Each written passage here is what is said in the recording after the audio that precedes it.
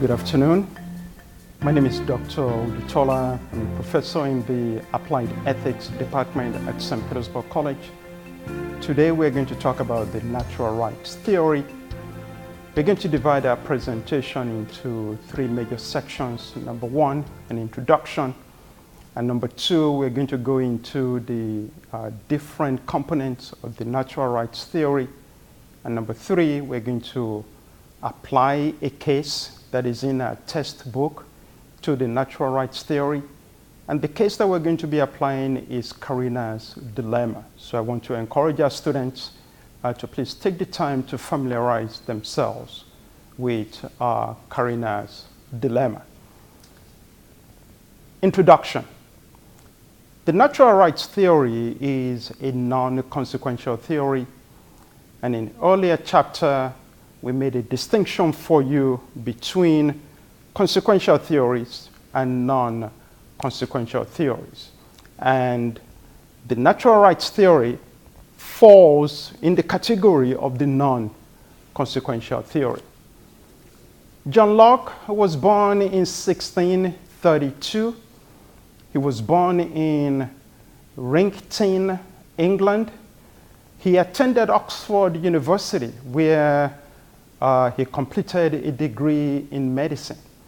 So not only was he a medical doctor, a physician, he was also an excellent, brilliant philosopher in the 17th century. Now, before we continue into the natural rights theory, I just want to bring to your attention two of John Locke's writings. The very first one is his theory of epistemology. In this theory of epistemology, John Locke talked about the mind as a tabula rasa, which means that the mind is an empty slate.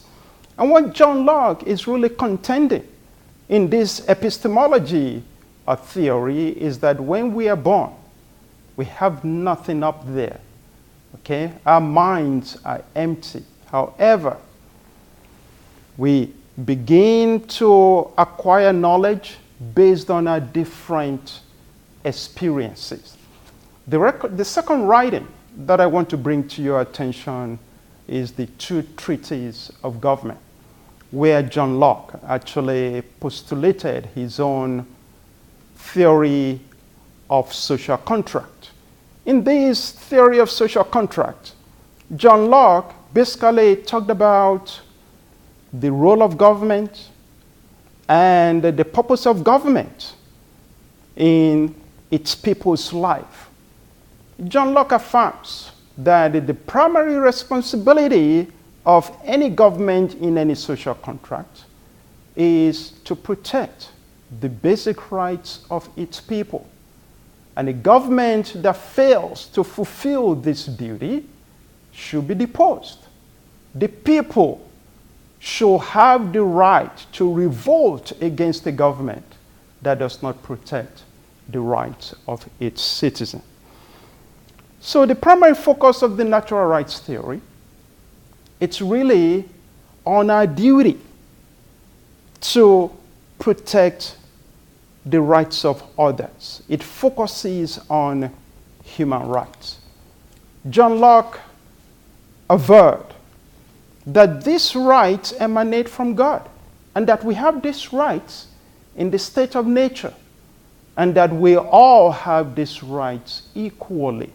So if we all have these rights equally, that means I cannot have more rights than you do, and you cannot have more rights than I do.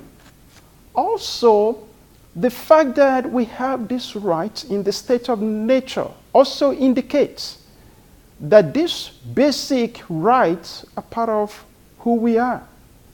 They're part of our human nature. They're part of our teleology. And so the question really is, what are these rights? John Locke indicates that there are three basic human rights: life, liberty, and property. And you all know that, these rights have also been identified. In the United States, Declaration of Independence as life, liberty, and the pursuit of happiness. John Locke also affirmed these theories, these natural rights, these rights in what he called his equal liberties theory, where he affirmed that everyone is entitled to as many rights and liberties as possible, as long as rights and liberties are not taken from others. John Locke also identified two different types of rights: positive rights and negative rights. Now, positive right does not connote that these are the good rights, and negative rights does not connote that these are the bad rights. What these rights connote are really the obligation of others towards us. So, for positive rights, if you have a positive right to something, that means that something that you have a positive right to must be provided to you by someone else. You do not have to provide it for yourself. For example, children have positive right to the care, to the love, and to the protection that are provided to them by their parents. Another very good example is if my daughter believes that she has a positive right to a car, and mom and I agree that she does have a positive right to a car, that means we are compelled to provide that car for her. She does not need to go get that car for herself. Now, negative rights on the other side, these are rights that you have to get for yourself. No one else is obligated to provide these rights for you.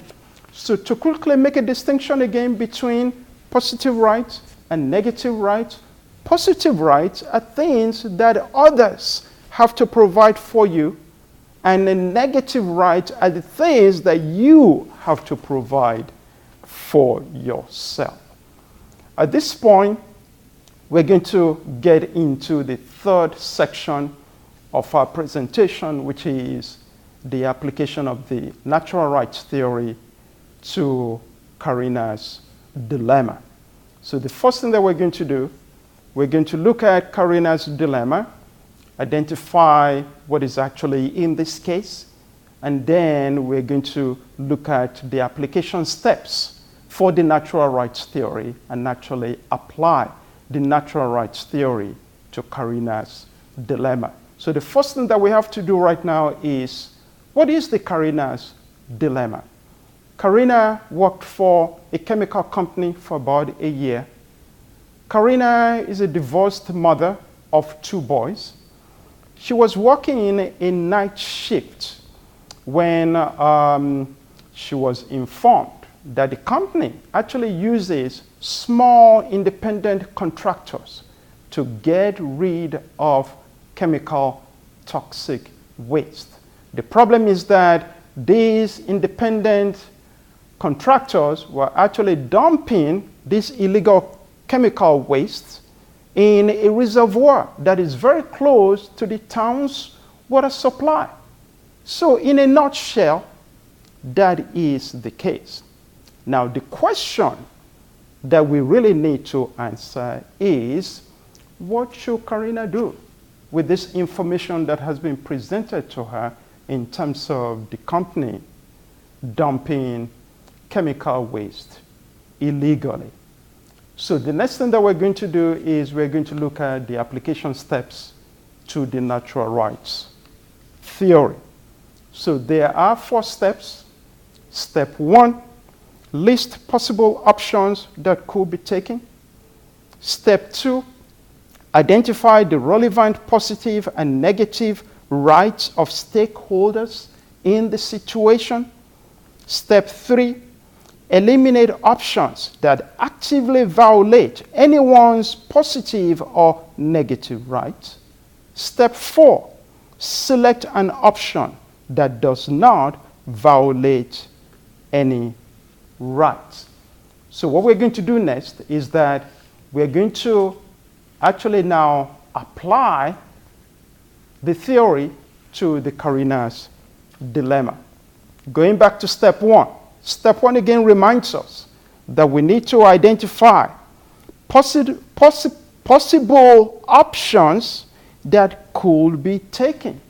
So we have identified 4 possible options that Carina could take, because Carina is the primary stakeholder in this case. Option 1, Carina could do nothing. Option 2, Carina could quit her job. Option 3, Carina could actually blow the whistle and inform her uncle, the reporter, okay, on the illegal dumping of the company. Step 4, Carina could give the management an ultimatum to stop dumping illegal chemicals. Okay? So we're going to look at step 2. Step 2 again asks us to identify the relevant positive and negative rights of the stakeholders in this situation. So Carina, her children, some of Carina's co-workers who actually really believe that what the company is doing is illegal. And very, very importantly, the local community, okay? They all have the positive right to expect the company to do what is morally right. And what is morally right is for them to actually follow local, state, and federal laws that they are required, to meet. Okay? Now, the stakeholders also have negative rights. Okay? The stakeholders also have negative rights to pursue any legal action that is within their right in order to protect themselves from the careless behavior of the company.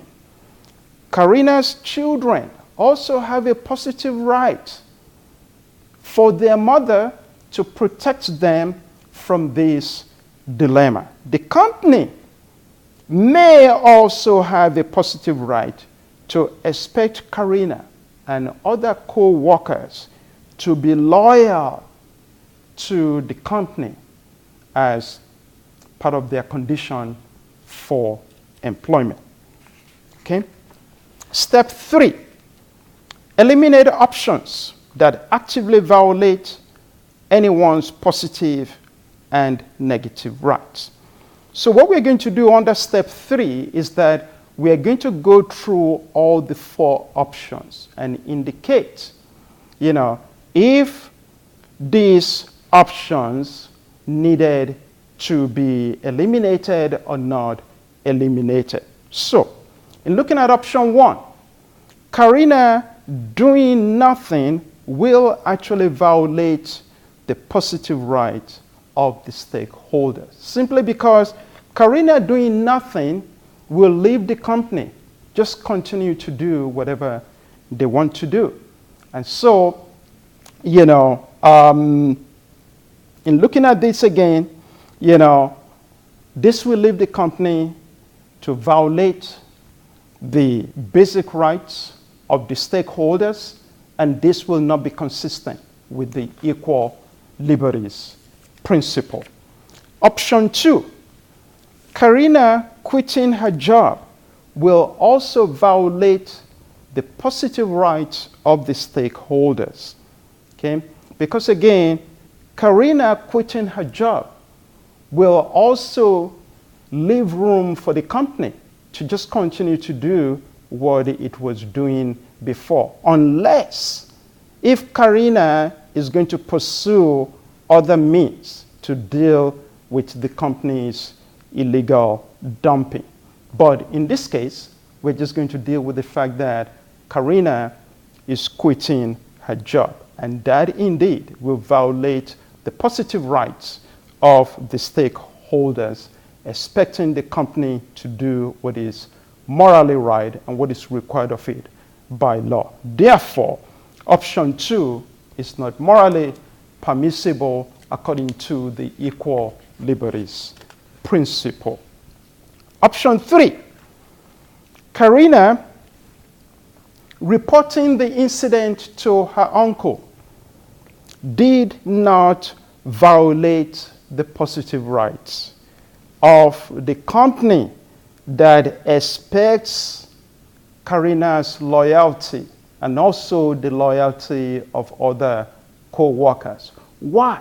Because the company has already forfeited its rights because of lying and not doing what is morally right, and also not following federal, state, and local laws. Now, let's look at option 4 under step 3. Option 4 is where Karina is actually given management the ultimatum to stop doing what they are doing. And again, this does not violate anyone's positive rights. Why? Again, because the company has already forfeited its rights for lying and doing what is illegal and what is unethical. So at this point, we're going to look at the very last step in the application step, which is step 4. And I just want to remind you here that what we're really looking at here is the obligation not to violate the rights of others. That is what the equal liberties principle is all about. You can have as many rights as you want, but you cannot infringe on other people's rights and liberties. If that is true, then we can affirm that options 3 and 4 are morally permissible because they do not violate anyone's positive or negative rights. However, options 1 and 2 do indeed violate, other people's, rights. Because options 1 and 2, if you remember, is Karina doing nothing and Karina quitting her job. This will just allow the company to continue to do whatever it is doing, and this will actually be infringing on the stakeholders' rights and liberties, and that will not be acceptable under the equal liberties principle. This concludes my presentation on the natural rights theory by John Locke. Thank you.